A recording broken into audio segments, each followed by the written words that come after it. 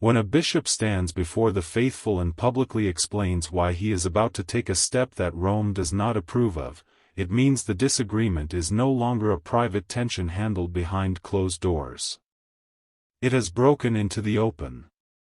That is what happened when Bernard Fellay delivered his homily in the United States. He was not offering a routine spiritual meditation. He was laying out a case. It sounded like a defense, a warning, and a declaration of intent all at once. The immediate issue was the episcopal consecration scheduled for July 1. Fellay did not present it as a symbolic act of rebellion or a dramatic gesture meant to provoke Rome. He framed it as something far more serious in his eyes, a measure for survival. Not a break he desired, but a step he believed had become necessary.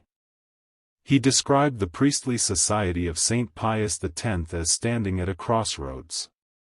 Either it ensures the continuity of its priesthood and sacramental life on its own terms, or it places its future in the hands of an authority that, according to his analysis, demands doctrinal concessions the society cannot accept. He did not pretend to be unaware of the consequences.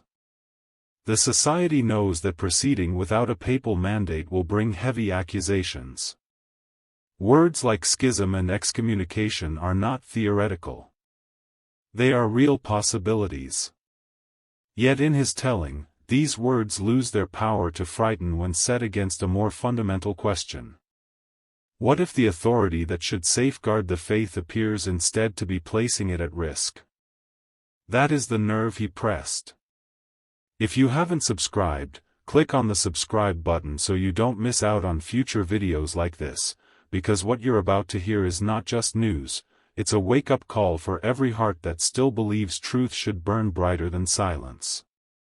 Now grab your rosary, quiet your spirit, and let your heart listen, not just with ears, but with faith. Fellay described the situation in the Church not as a temporary disagreement over discipline or pastoral style, but as a state of necessity.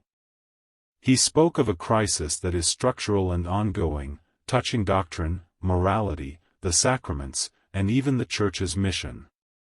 In this view, the emergency is not passing. It is built into the present condition of the Church.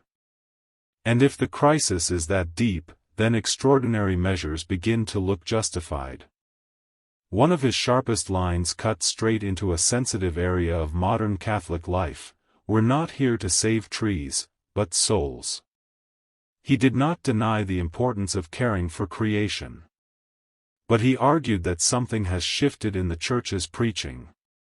Moral, social, and ecological concerns, in his view, have begun to overshadow the central mission of leading souls to eternal salvation. When the focus drifts, he suggested, the Church risks losing clarity about why it exists at all. The tension becomes more acute when he speaks about blessings and access to the sacraments. He described what he sees as a growing practice of granting sacramental signs to people living in situations that objectively contradict Christ's teachings. He did not treat these as isolated pastoral exceptions. He presented them as part of a broader trend that confuses mercy with the approval of sin. For him, this is not a minor disagreement. It strikes at the heart of what the sacraments mean. From there, the speech moved into even more delicate territory: the authority of the Pope. Fellay was careful. He did not deny papal authority. On the contrary, he affirmed it strongly. The Pope, he said, holds supreme authority on earth. No one stands above the Holy See. No individual can judge it as if they were higher than it. Those statements sounded clear and traditional. But then came the qualification that changes the entire discussion. Authority, he argued, is not absolute in the modern sense. It is not detached from truth. It cannot be exercised against the faith that has been handed down. If it were to be used in that way, obedience would no longer be automatic. It would become a matter of conscience. A pope cannot bind consciences in a way that contradicts the purpose for which his authority exists. Fellay did not present this as a novel theory. He framed it as part of Catholic tradition itself. Authority is real and binding, but it is measured against revealed truth. The limits are not set by personal preference but by the deposit of faith. In that framework, what the Society is doing is not an act of rebellion, but an act of fidelity to something higher than any single office holder. He then turned to the long and complicated history of dialogue with Rome since the year 2000. According to his account, it has been a pattern of openings and closures, promises and reversals. Conversations have continued, but clarity has not followed. Within the Roman Curia, he suggested, different voices have spoken in different tones. He cited examples. On one side, words attributed to Pope Francis himself, "You are Catholic. I do not condemn you." On the other side, statements from Cardinal Gerhard Ludwig Müller describing the fraternity as schismatic and subject to excommunication. Both come from Roman authorities. Both cannot function as the final word. Yet both were said. He mentioned the case of a priest declared excommunicated for joining the fraternity, only for another Vatican office to later declare that excommunication invalid. To Fellay, this was not a minor administrative confusion. It revealed a deeper disarticulation. One office contradicts another. Legal certainty gives way to unpredictability. In such a climate, obedience becomes complicated because it is unclear which voice truly binds.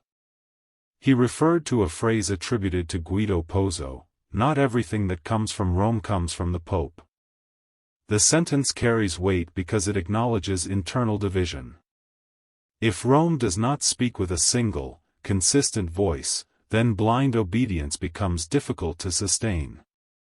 One must discern which statements reflect authentic authority and which reflect internal disagreement. Against this backdrop came the announcement of a meeting with Cardinal Víctor Manuel Fernández, prefect of the dicastery for the doctrine of the faith. The meeting was not presented as the beginning of a calm theological exchange. It occurred in a climate already charged with tension. The Society had not withdrawn its position. Rome had not conceded its demands. The dialogue unfolded while the fundamental disagreement remained untouched. The unspoken question lingered over everything. Is this meeting a genuine effort to resolve the doctrinal conflict? Or is it an attempt to contain the situation, to prevent a public rupture that would embarrass both sides? Fellay did not directly accuse. But he made it clear that words alone would not resolve what he sees as a crisis rooted in doctrine. July 1 approached not simply as a date on the calendar, but as a threshold. If the consecration takes place without papal mandate, it will mark a point from which it is hard to return. The consequences will not remain theoretical. Rome will have to respond, and that response will reveal how it understands its own authority and the limits of dissent. At stake, in Fellay's telling, is more than the status of one priestly society. The question reaches into the Church's understanding of authority, tradition, and fidelity. If authority is exercised in a way that some believe undermines the faith it is meant to protect, what is the faithful response? Submission at all costs? Or resistance grounded in conscience and tradition? By invoking the survival of the faith as the ultimate justification, Fellay placed the dispute at the very center of ecclesial life. He was not arguing about preferences or liturgical tastes. He was claiming that the integrity of doctrine and the validity of sacramental life are on the line. That is why he spoke openly, knowing the cost. The speech did not sound triumphant. It carried the tone of someone convinced that he stands in a narrowing space, pressed by the weight of history and the pressure of authority. He acknowledged the gravity of acting without a papal mandate. He acknowledged the pain of possible accusations. But he insisted that the greater danger lies elsewhere. The coming days will test those claims. If Rome chooses discipline, it will reinforce one understanding of authority. If it chooses restraint or accommodation, it will reinforce another. Either way, the event will force a clearer line into view. In the end, the situation reveals a deeper struggle over how the Church navigates internal crisis. Is unity maintained by strict enforcement of hierarchical command? Or by preserving continuity with what is understood as unchanging truth, even if that means conflict with present leadership? Fellay's homily did not resolve that tension. It exposed it. As July 1st draws near, the air feels heavy with consequences. The consecration, if it proceeds, will not simply create headlines. It will crystallize years of unresolved disagreement. It will force Rome and the society to act rather than speak. And once actions replace dialogue, the shape of the future will become harder to control. In this unfolding moment, the central issue is clear. Authority in the Church is sacred and real. But its purpose, as Fellay argues, is to guard the faith, not redefine it. If those two aims appear to collide, then the crisis is no longer peripheral. It strikes at the core of how Catholics understand obedience, truth, and the path forward. If this message touched your heart, like this video and share your thoughts in the comment or comment Amen and stay with us. More Eucharistic stories, deeper reflections, and holy insights are on the way. May Christ in the Eucharist be your light, your rest, your truth. Amen.